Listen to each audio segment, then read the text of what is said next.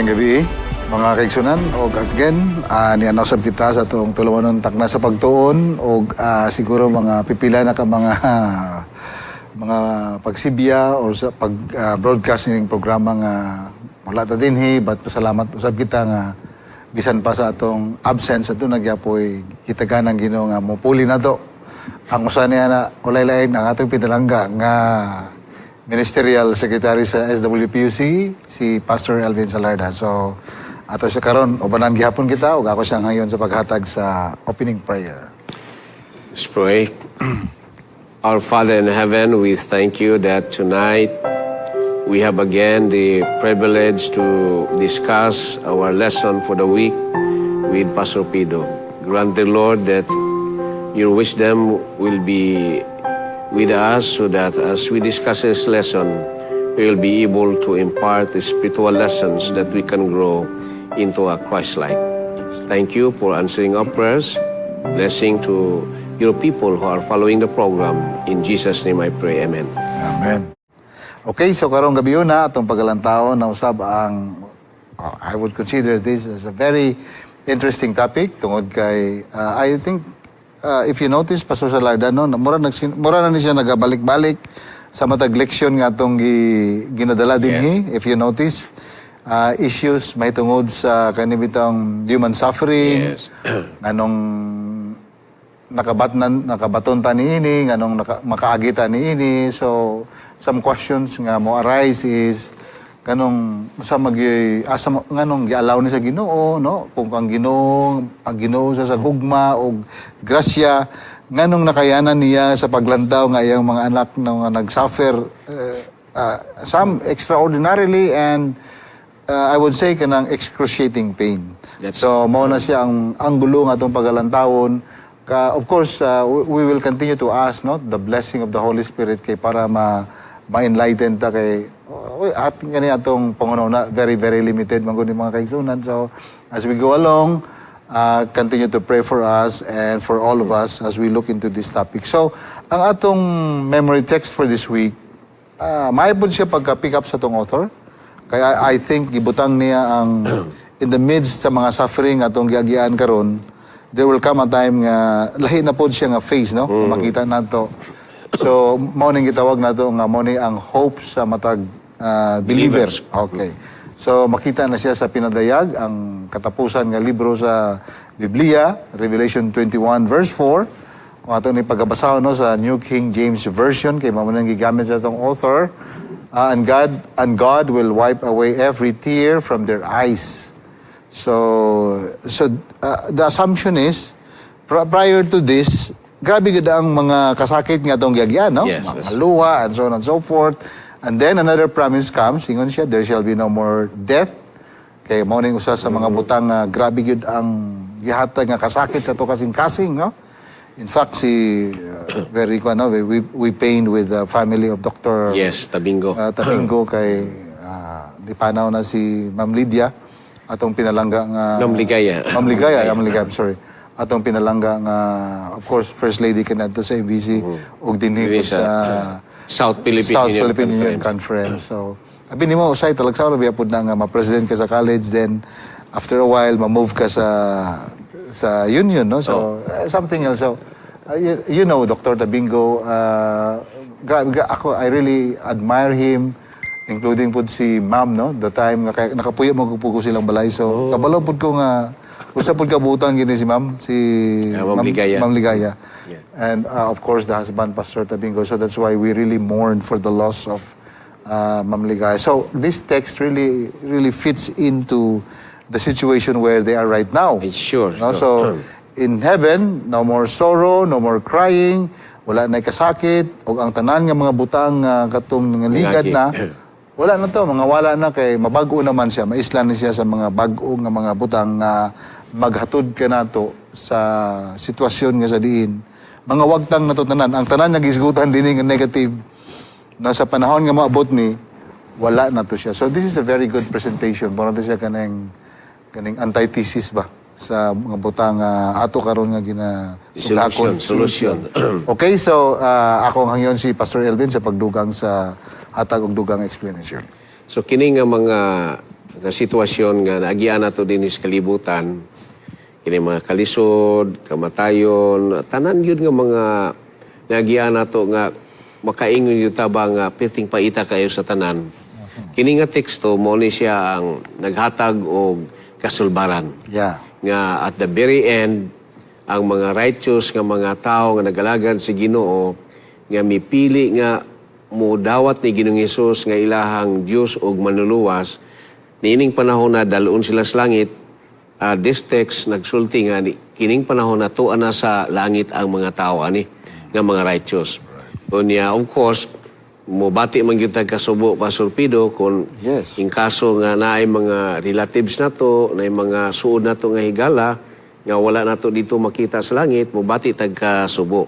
And that would be the time nga sa dihang murag makahilak siguro ta to remember sa atong mga hinigugma, God will wipe away our tears. So nining panahon na yatang murag i-comfort ba, and that would be the end of remembering sa ato nga mga past diri sa kalibutan, and naa na ta diha sa lunlon nga kalipay kauban sa atong Ginoo, and we will be with the Lord through the ceaseless ages of eternity. So wala na'y soros, wala na'y kamatayon, pagkanindot naning kinabuhia nga mo na'y gihandom sa matag-usa nato nganong nga mo tuotan ni Ginoong Hesus kay bugtian ta ni ini nga kaluwasan o kinabuhi nga dayon nga wala na'y problema sama sa atong nabatnan karon. Okay. In fact, if you notice na ang title sa atong lesson is nagapuntirya diya sa pinulungan nga ang problema ba. Murag bitaw ang hagit sa gitawag na itong evil. Kay sa introductory part sa itong lesson, nagingon din nga, mo ni siya ang pinakadako nga problema nga giatubang sa matag believer or Christianity, kaning problema sa evil. Dautan, no? So, ang problem ko dani is, kanang evil is, how to reconcile faith bitaw and the facts of reality. Natay atong pagtuo, namatay pagtuo sa Ginoo nga mapindalanggaon, no? Is a caring God, is a loving God, is a God who cares, a God full of grace. But on the other side of it, ang ingon mo sa mga agnostics, mga some atheists, the facts of reality man God, kaning suffering ba? Which is actually existing, no? Reality gid siya. So, unsa ni mo pag-reconcile nga with this character of God against the kaning picture nga dunay evil. Dunay evil. So that's why ingon din if God mo ni siyang isyon ron. That's why if God is all good and all powerful, which is correct, kay the assumption mo ko din ni Dr. Elvin para makita po nato ang the challenge sa atong faith. Mao po ni ang nakunimduman nga usag kabantugan nga theologian, New Testament scholar nga awardee ni siya. Kilala kay ni siya si Dr. Bart Ehrman, I think you know him. Daghan ni siya libro nga nasulat nga best-selling nga mga libro. New Testament scholar, if I were not mistaken, pero sa panahon nga he delved siya dito sa issues kanang theodicy ba? Pagka-Diyos. Unsa ang role sa Ginoo sa taliwala sa mga kasakit nga gigian sa mga katawhan. Then he started to drift away. Not to give judgment on him ba? Looking at, kasi mura bitaw naglisod siya og pangita og tubag. Pag-reconcile ba? Mao po ni ang issue ron. Kung saan mo pag-reconcile nga ang Ginoo puno sa gugma, but at the same time mura bitaw wala siya ginahimo. That is the assumption nga ginaingon sa mga uban nga mga scholars o uban nga mga atheists against us. So the author is correct, when he states this question. He said, nasa tong lesson, if God is all good and all powerful, which is correct, powerful good. So pwede unta niya nga mo intervene siya anytime. So but why is there evil? And so much of it too. So now, it really becomes problem. Not just a problem, but a huge problem for us to deal with. But anyway, ato ni siyang pagalantaw hinay-hinay. Dr. Elvin? Yan. Lisod ba ni siya sa kanag yung tanawon yun bitaw po nato. Di siya basta-basta siya nga issue. You're right. Because ang issue man God, mula ginano nga, if God is all-knowing, ganun wa man niya gi-prevent siya dadaan. Pwede man ang tanin niya nga parang Or powerful. di gyud mahulog ang tao sa pagpakasala, gibutangan na niya daan og barrier nga dili gyud mahulog. Then aron ang mga tao dili mo suffer tungod kay kini nga consequence karon sa kamatayon o kanang pain o all the suffering is the result sa pagkahulog sa tao diha sa pagpakasala. So now niabot ang panahon nga ibil na gyud kayo ang ato nga panahon mo nang daghana kayo tang mga experience nga dili maayo. So mo ni ang question, asa man ka Ginoo? Nganong imo maning gi-tolerate ni? That's why the problem of evil. Mo ni ang problem sa evil. Now, muna nga mo tanaw na po dayon ta sa origin of sin. Mo tanaw na dayon ta balik dito sa langit ni Lucifer nga si Lucifer nahulog sa pagpakasala. It all started with pride nga gusto niya nga i-assume niya ang sama sa pagginoo or even labaw pagani sa Ginoo. So that's all started hangtod niabot dinhi sa kalibutan. And there is no answer nga makabot nato sa atong finite nga pangunahuna, sa atong tawhanon nga pangunahuna, ngano nga niabot to kang Lucifer ug hasta niabot pa diri sa atong kalibutan nga gipuy-an.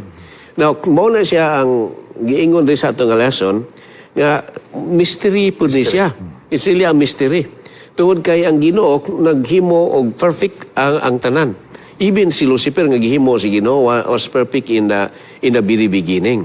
Pero imong tanawon, why nga gihimo ni Lucifer? And we may have some assumptions, and one of that assumptions nga atong gituan because God is a God of love. Unya ang gugmas ang God who is a God of love, gihimo niya si Lucifer, gihimo ta niya nga tao nga as pre-moral agent nga maka-decide og unsa ang matarong og unsay angay nato nga sundon. So now looking back into the Garden of Eden, pagkahulog ni Adan og ni Eva sa pagpakasala, the issue there is that how loyal this creation nga gihimo sa Ginoo si Adan ug si Eva ngadto kaniya. So that is one of the very issue og ang ilahang loyalty. Unya gisultihan na gud sila si Ginoo nga di gyud mo kaonan na pero ni kaon man gyud sila. So gisultihan pud si Ginoo what would be the consequence. So instead nga dili to nila buhaton, curiosity siguro and the freedom of will, the freedom of choice. So nailad yun sila sa kaaway. So and again, dili yun nato ni matugkad ding the mystery of sin, the mystery of evil. Maybe ang kinatibukan, ang kinatibukan yun na, pero maybe dito sa langit maunay atong pangutanon yun sa Ginoo. Maybe God the Lord. And I believe the Lord has a precise answer to that. Nga di lang nato makabot sa atong tawhanon nga pangunahuna. And we will go to that sa atong Sunday and Monday's lesson, no? Okay. But you mentioned very clearly kanina, no? Kay mauna karon ang murabitag nahimo nga sentro sa problema sa sala. Di ba? Or sala or evil or whatever that is. Kaning gitawag ni mga free will, but we'll go back to that. Yes, okay. But ingon there is a great controversy. Ako lang pagkabasahon kay Tuna, no? Para bitaw ma-affirm katong among gi-mention kanina nga statement sa page 492. Napo din sa tong lesson sa introductory part, no? Sa first part sa tong lesson, banda sa last part. Too many minds, ingon sa usa ka author, si Sister White, too many minds, the origin of sin and the reason for its existence are a source of great perplexity. Okay. Which is correct, no? That's true. It doesn't mean nga dili gid ni siya ma-explain overall. Yes. Naay mga punto nga pwede siya pagalantawon, pero ang gingon nimo ang kung gusto gid nimo nga deeper pag yun, beyond na sa atong capacity to understand. But this is the work of evil, which is terrible results of woe and desolation, and the question how all this can exist under the sovereignty of one who is infinite in wisdom, in power, in love. Mo nang gi-explain to kanina, no? Yes. So, marami daw na ay always a point of contradiction nga nganong for example, nganong gi-create man si Ginoo nga kung nakita niya sa unahan before niya ga-create si Lucifer nga mo rebuild siya nganong iya pa bang gipadayon pag-create. Yes. So, these are questions na quite difficult for us to really answer. But again, it will boil down to the issue of free will. Katanggingon ni Pastor Salarda, here is the mystery of which they find no explanation. In relation dito sa prior ng mga statements niya ni Israel. So, before we proceed, Dr. Elvin, kay namo yung mga murag gutad-gutad maguna sa itong author, kani magong pulong evil magod. Usually magod ang maabot sa itong mind kanang tao ni siya. Pero actually, kung ato ni siya pagalantawan na, uban nagsulatan ni, like for example, si Taman Aquinas kay usapon ni siya sa mga bantugan nga mga religious thinker kaniadto which nga ginagamit po nato sa nga maka-apply pod nga kanap mang ni align pod siya sa tong pagtulunan. For example, kanang evil daw dili ni siya created being. Dili pod ni siya kanang substance. Kani siya murag privation of good ba. Kana bitawng the absence of goodness, mao na siya ang evil. Pananglitan ang light. Kung mapalong ka, darkness. So, pag na-light, there is an absence of darkness. Pag na-darkness, there is an absence of light. So, the evil is an absence, privation of light. So, mo na siya ba? So, The absence of light. So, the absence of goodness. So, anything atong gihimo, like for example, mabito ang issue diri is goodness ba, no? What is really good? Is it really good to a person nga maka-experience ni ini? So, para bang they think of evil as something that is an absence of a quality of something. So, in this case, atong pagalantawon kung is this really an absence of something? Like for example, kung magsana ka na bitaw, mag-suffer ka too much. So, from our perspective, mura bitaw siya o ganang there's an absence of God bitaw nga murag nawala sa atong kinabuhi. So now, kaning Sunday, atong lantawan po Dr. Elvin, kining kay Job man eh. If you notice, kay Job, yes. Di ba, the situation is Job, this is a very classic ni siya nga example kay grabe kay ang giagaan ni Job, di nato na siya illustrate further pa, kasagaran nakabalo ni ini, yung sa initabo kay Job. Pero Job was trying to really kanabit ng mangita og tubag sa mga accusation niya gi-hurl against him sa iyang mga suod nga gala. Kay kung imo lang taon ang ilang mga panultion, wala pog mga valid po ang ilang mga assumptions or issues nga gidala ngadto kang Job, no? Na wala man nagsilot naman sa Ginoo nga nagalagad ka og matarong sa Ginoo, then all the while imo ning giagian nga grabe kayo nga daw dili na ma-spelling sa nga sitwasyon sa imong kinabuhi. That's why ingon si Job, kung imo pagkabasahon kaning Job 30:26, atong talan tawa na. Ingon siya din ni, but when I hoped for good, evil came. And when I waited for light, darkness came. So ano siya ba? So, ingon siya, unsa man ni kadugay Ginoo nga kuno siyang pag-antuson. So, in other words, wala siya tubag. Pero actually, gitubag siya sa Ginoo. Ang gitubag sa Ginoo siya, dili bitaw kana bitaw mingon ta nga why. Ang gitubag sa Ginoo dili because, dili ba? Gikuan sa Ginoo nga Job. Wala ba nimo nabutang si mga una kung kinsa naghimo sa kalibutan o kining mga kalangitan nga atong makita nga grabe kayo kadako. So meaning to say kung nahimo na sa Ginoo ang imong giagian, do you think dili na makaya sa Ginoo nga iyang sulbaron? Siguro dili lang sa pamaagi nga atong giuna-una, sa lain siguro nga pamaagi nga gigununa sa Ginoo nga mas best sa atong interest. So, you are right, no? Kay kung explain mo ko to sa Ginoo nga point by point, dili gyapon nato masabdan, Dr. Elvin. Nakita mo sa Ginoo nga atong IQ, kanang our capacity to comprehend and to understand. Dili niya kaya nga kanabitang i-embrace. So, gidala lang ta sa usa kadako nga hulagway in order nga atong faith, ang faith man gud ang gikuan sa Ginoo, yang gitandog ba? Nga dili nga mas malig-on pa ba diya sa iya. So it's not an academic nga kind of explanation nga mura bitawg na formula X and Y or so on and so forth. So it's something to do with kanang helping Job to increase his faith. Yes, Dr. Elvin. So, atong makita diri no nga si Job ihabi yung i-question ng Ginoo no sa niya. Pare pa sa to usahay. Dili po na nimo babasol si dili Job. Pod. Kay kita maganin atay gagmay kay nga problema makapangutana maganita. How much more ni Job no sa iyang consequence nga sa iyang nga experience nga nagian, matay ang anak, mga hayop, tanan-tanan. Dili yun basta-basta, gibiyan sa asawa. So, dili basta-basta ang kang Job. So, ni abot sa point nga iyag yung gi-question ang Ginoo. Yan, si Pastor Pido iyang nang napasabot o gayo, no? Ang ato lang, diri, ako nakita lang ni Pastor Pido nga, in all these things nga nahitabo ni Job. Gipakita sa tua, nga dili ta exempted sa evil nga mahitabo sa atong kinabuhi because si Job matarong siya pero niagi pud siya ni ini nga mga sitwasyon. So sa ato pud nga Christian experience atong pagpangalagad si Ginoo in our walk with God, dili pud ta mahimong exempted nga wala pud tay daghang mga pagsulay maabot sa kinabuhi. Kung naay mga kaigsuonan nato, example no, pareha ni Job baka kabuutan o bisan anggid-anggid sa kang Job. Di man yun siguro ta kaapas kabutan ni Job kung tanaw na to ang kinabuhi ni Job binhi. Dili ta makahukom nga kini siya gibiyaan niya sa si Ginoo tungod kay morning niabot siya ang kinabuhi. No, we could not.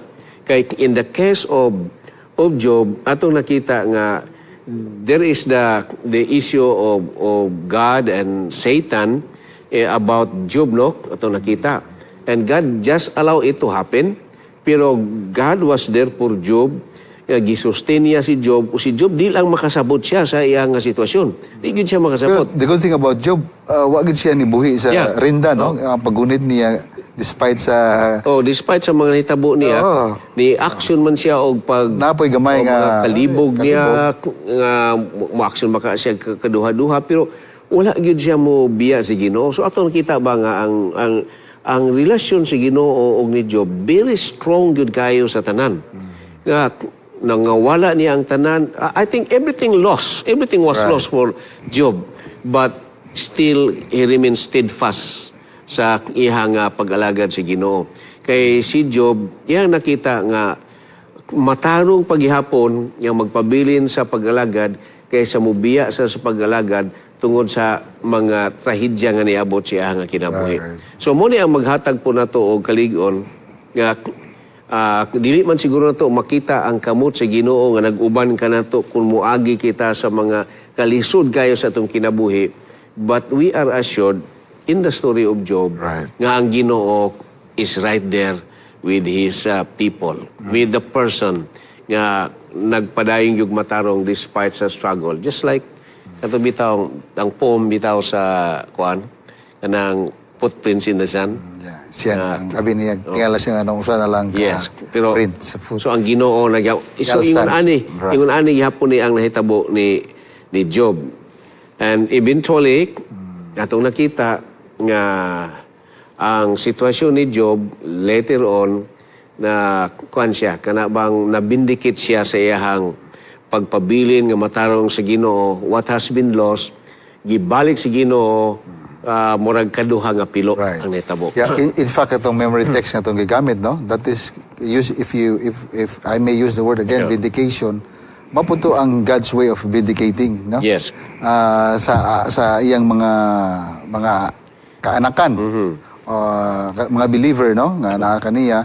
So, also in the case of Job, napon siya eschatological element ba? At the end sa iyang storya, ang nagahom yun ang justisya sa Ginoo.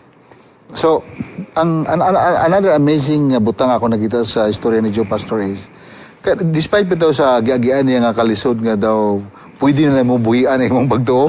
Kaya ingon na biyaya nga asawa nga, Job, nabuwag naman siguro ka. So, di ba? So, biyahin na lang imong kwan. Curse God. Curse God. And so on and so forth. So, but Job remained, no? Kung asa siya nagsugod sa iyang pagtuloy sa Ginoo, iyagyapon ang gitiwas despite sa mga hagit nga iyang gagyan. But the good thing about ako nakita, Pastor Elvin, is kanabitong sa kalisod sa kanabitong sitwasyon nga iyang nahagian, pero wala ka nakabasa og teksto nga nagisgot nga ningon si Job nga wa na Ginoo. Yes. Because he could have easily said that, no? Kay mao po ning usa ka reason sa mga uban nga mga Christians nga na turn atheists kay ilang ginauna murag wala magigihimo ang Ginoo sa mga kasakit nga nagkahitabo sa ilang katubangan.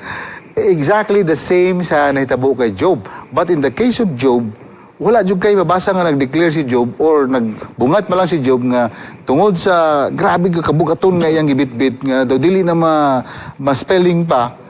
Pero wala siya nagbungat nga ningon o nga wala na Ginoo. God does not exist. So this is a good thing nga storya nga atong pagkalantawon, just like what you said. The application of this nga kitang tanan, we will always be subject sa kanang effects bitaw sa sala if we trace the origin of sin. Yes. Okay, but another one is kaning dili lamang si Job pastor, no? Oh, Jesus. Jesus also during sa storya sa cross. Ingon siya, my God, why have you forsaken me? So ingon sa atong author, here especially we see that God himself is touched by evil, which is correct. Kanang mingon ka nga, my God, why have you forsaken me? Well, there's the spirit. That is a desperate call. Because in his own heart, sa ako lang, no, I don't know kung nabay ubang other interpretation of this, sa plain nga paglantaw ani, makaingon jud ka nga, mura bitaw gibiya ang iyang amahan, mura wala ni gihimo ba? Kay ingon man siya nga, my God, why have you forsaken me? So it's always an absence of the kanang perceived good ba? So nawala na diya gipangita nimo. So why are you forsaking me? So that is a statement of concern. So even Jesus was not exempted by the touch of kanang evil. Yeah. He was also kanang touched by one of the effects of what we so called evil. Yeah. In was our not flesh, exempted. in human flesh, bisan ang atong Ginoo was not exempted, no? Ni Jesus. In the flesh, ni suffer gyud gihapon ang sinless, the sinless human being that is Jesus only. Pero ni suffer gihapon siya. Of course, doon na po ito'y katuyuan ng iyang pag-suffer because ang tanan nga sala, gipatong sa iya, nahimo siyang sin bearer para sa redemption sa mga katawhan. But the point is, even our Lord, because tungod sa sala, ni suffer siya. Just to in order sa paglukat sa mga tao gikan sa kasalanan, because the grave violation nga gihimo ni Adan ug ni Eva is the violation of the law of God, and the only one that could satisfy ang silbi lang ang merit ra gyud sa blood ni Jesus, who is worthy to pay the violated nga holy commandment sa Ginoo. So because that was holy, ang ibayad po nimo na must equate also to the holiness of that law nga gisupak ni Adan o ni Eva. And that is why Jesus alone is worthy, the Lamb of God, to pay that penalty of sin. So now na-reconcile ta ngadto sa Ginoo. Yeah, in fact, kaning issue sa evil nga we already identified nga ang source ani dili man sa Ginoo. Yes. Didto man sa tao nga nag-violate, no? So ingon sa tong lesson, which is correct, no? What Christ did on the cross actually defeated the source of evil. Yes, that's the point. Ngani magod ni, ang issue magod sa kaaway is kanay mong Ginoo, istorya na justisya or grasya o gugma, wa man ay gugma tanawon sa nahitabo. Pero ang iyang gihimo sa cross invalidate all accusation. Kaya for example, asa kakitaan na nga tungod sa imong gugma, imong pakamatyan ang imong mga nilalang. So that is a show of kanang dako kay nga pagigugma sa imong mga kaanakan, nga gipakita niya sa iyang kaaway o sa kanang the whole universe, no, nga the accusation was wrong. Kaya kung korektong accusation, dili unta magpakamatay si Kristo. Yes. So to defeat the source of evil is actually for Christ to actually die on the cross para ang iyang argument sa iyang case nga to defeat the argument of the enemy mahimong madaugon siya. So that is very clear, Pastor Harana. Ang accusation yun sa kaaway nga ang Ginoo is arbitrary. Dayon sunod ang Ginoo wala siya hustisya, wala siya gugma. So kini gi-break ni Jesus dito sa cross. Kay mo yung nga ang Ginoo arbitrary, di man. Kay ang Ginoo is holy siya nga balaod. Consistent man Ginoo siya nga justice. Nga ang tao makasala silutan yun. Muna nga in order nga mabayaran ang sala sa tao, si Jesus mo inibayad sa penalty. Kunya maprobo nato nga siya is a God of love. Kay imagine gihigugmatan niya nga tao bisan og nakasalata. So kanta nga it kuan ba kanang ni-erase sa tanan nga isyo sa kaway that really God is a God of love, a God of justice, a God of goodness. Right. Unya pinaagi ni Jesus everything ang evil na overcome niya, and now we have that hope that is only found in Jesus. Okay. So, that's very clear na, no, mga kaigsunan. So, taliwala sa mga kasakit nga itong gagian, but ang argument nga si Kristo na higugma nato, diligin nato na siya sana ka nang ma-undervalue or ma-belittle nato. It's a huge kanabitaw nga gasa alang kanatong tanan. Kaya ang pagpakamatay kanatong tanan, no? It's really kanabitaw very sacrificial. That I think that's correct. That's the right term, no? Kanang sacrificial and a model of kanang kung unsa gayud kadako ang iyang gugmaalang kanato. So it defies all accusation na gihurl sa kaaway alang kanato. In fact, before we end, no, kaning sa Monday, there are many things we do not know. Yes. Balikan na to itong isigutan kanina, mo na nang gibalik na po kay Job.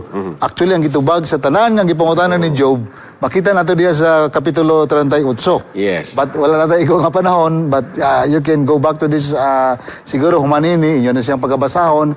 Nindot kayo ang explanation sa Ginoo. He explained it in a way in which we could easily understand. Wala siya nag-explain nga mura bitaw parang classroom bitaw nga let x and y or and so on and so forth. This is the formula or whatever. So mo ni siya ang answer. No. He allows Job to see the majesty and the glory of God and how really powerful really God is. So meaning to say, sa mga yani nga mga panghitabo, dili na to ma-second guess ang Ginoo. We cannot actually second guess God.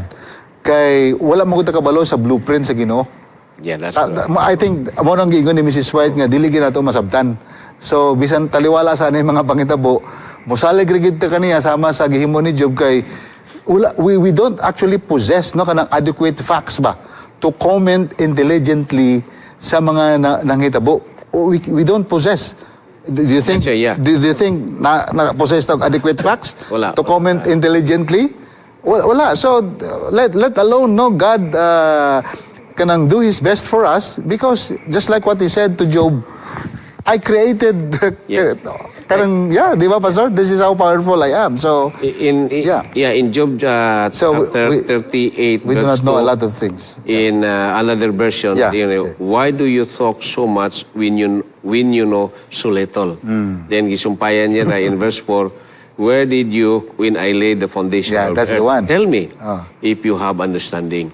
So, ipasabot lang sa Ginoo nga, Job, dili yung ka makasabot, Job. Dili ka masabot. Because, usaha man nimo Job, wa man ka makakita gani, giunsa na ko ni paghimo ning kalibutan. Wa ka kakita, o giunsa ka na ko paghimo. So, and of course, si Job, wala na kibalo siya, nga gipangayo po to sa yawa, nga sulayon ni sa yawa, si Job, o magpabilin ba nga loyal sa Ginoo si Job sa kwao niya ang tanan gawa sa kinabuhi, but it was proven nga si Satan was wrong. Nga naadyo na ay mga tao bisan pa sa ilang kamatayon, they would really stand for the Lord. So Satan was again defeated, no, sa contest nila sa kang Job, o si Job mo padayon ba og dili. So na-prove nga na yun ay tao nga makabarog kung mo rely lang yun sa iya nga pagsalig sa Ginoo mo, yield yung yun bitaw. So, I think the point in Monday, mga kaigsunan nga, mo rely lang yun sa Ginoo. Bahalag unsay may tabo sa itong kinabuhi, murag makaingot, pa ito magyugay ni, but do not give up just like Job. That's good. So, again, no, sa Monday, naging mga buta nga, dili nato kaya nga mahibalan. That's true. Kay ingon siya, you know so little. Yeah. So ang atong mind compared sa blueprint sa Ginoo, dili gyud nato matungkad ng tanan. Kung ibihatag po na sa Ginoo, dili po nato na makaya nga masabtan. Dili. Nga nagunahuna ra ta nga gusto nato masabtan ang tanan, pero actually dili gid nato makaya nga masabtan or ma-comprehend. Yes. So mo nang giingon ni Mrs. White kanina sa The Great Controversy, og that's the best explanation nga mahatag gyud sa Ginoo kay Job. In so far as I'm concerned, considering kung unsa kagamay ang atong nahibalaan, kahibalo, kung sarap po kagamay ang atong the capacity to think, to understand. Dili man gid kini atong capacity gamay ra man gini kayo. Muna So ang blueprint si Ginoo dako kay na. So Muna nga ang katawhan sa Ginoo, Yeah. must live by faith. faith ra gyud. By faith, must ra live by gyud. faith. Yeah. By reason or by facts or dili na to mafatom ang iya sa Ginoo. Muna nga we must live by faith. Pag yung sa Ginoo mao ni by faith ato lang nang subayon kay Right. muna pinakamaayo niyang pamaagi alang sa kinabuhi sa tao. In fact, Job was perplexed, but the good thing is he remained sa Ginoo. Steadfast. He remained steadfast sa Ginoo by exercising his faith. No? Although na yung mga panahon nga medyo niluag-luag sa gamay, pero the most important thing is, huwag siya nibiya. Kay bisan pa sa kagamay siya yung nahibalan, pero ang iyang pagtuo, mas dako pa kaysa gamay niya nga nahibalan. Yeah, that's true. So, meaning to say, faith is more important than reason. Yeah, that's true. Dili pwede nga ang reason mauna kaysa faith. Mauna in all things, faith yun ang pinakadako. Ang kanang reason, wala. Sekundary ra na, kabisag. Pila pa na ka doctoral degree mong kung di gyapon nimo na matungkad, why gyapon. Kay gamay kasi siya tong una-una, gamay ra gid niya tong capacity to think. Mao ra gid na siya. So, this is the good thing atong pagkalantawon. Salamat ta sa atong buhi nga Ginoo. Gidasig ning author nga magsulat ni ini. Kay abi nimo Dr. Elvin, from time to time, kailangan po ta ma-remind ba? That's true. Para po sa atong himo dito sa no, kanang Harvest 2025, from time to time, kailangan po ma-upgrade atong pangununa kung saan nanto pagdala ni siya. Kay Yeah, kung that's dili ta pwede ka mag-status quo. Mo. Di ba? So, the same is true sa atong lesson. So, ma-upgrade kita sa atong We grow. mag-grow kita mga kaigsunan. So, dili kita mo object no nga we allow kanang self to really grow and see things in a very kanang dako kayo nga mga possibilities. Especially nga sa atong pagpangalagad, naman tayo dili masabtan, pero by faith, tugutan na to ang working sa Holy Spirit, nga magiyahan ta, aron nga mutubo ta into the Christian spiritual maturity. Nagkantang mga issues kinabuhi, pero remember, basta mo hangon lang yun ka sa Ginoo, iya yun tang giyahan. Bisag unsa pa nang experience nato sa atong kinabuhi, we can grow in Christ. Okay, thank you very much, Dr. Elvin. Pastor Elvin Salarda, wala tayo nga panahon, but we will come back this coming Wednesday and also this coming Friday. Dini lamang sa Hope Channel South Philippines, so continue to follow tanan nato nga mga programa dinhi. After this, natay nindot kay nga series na po kaning Kids for Jesus. Okay. Sa kuan sa atong education department. It's nice to see no kani atong mga kabataan gaapil sa atong buluhaton sa iglesia. You cannot discount them bisag mga yana na ilang ikaidaron, pero they can also do something sa buluhaton sa Ginoo. Let us bow our heads. Heavenly Father, thank you so much for being with us. I know the pressure that is on this topic, the challenges that we go through every now and then, the many experiences of pain and suffering. But thank you, dear Lord, that even in the midst of this, your reminder has continued to inspire us, giving stories of different people in the past who experienced the same. And at the end of the day, you brought them victory. You allowed them to experience spiritual victory in their lives. The same is true. That is inspired for all of us tonight. Allow us to remain faithful to you. I know the life here on earth is not an easy thing. The presence of evil cannot be belittled. But we're happy, dear Lord, that your reminders are so many beyond what we can even think of. Let our faith grow bigger than our than our capacity to think and to reason out, so that our lives would always be a life of joy, a life of contentment, and a life of peace, even in the midst of turmoil. Thank you, dear Lord, for the ministry of Hope Channel South Philippines. Thank you for the crew who has been giving their services to this ministry. And Pastor Elvin and all our followers and our viewers who are watching and listening to us right now.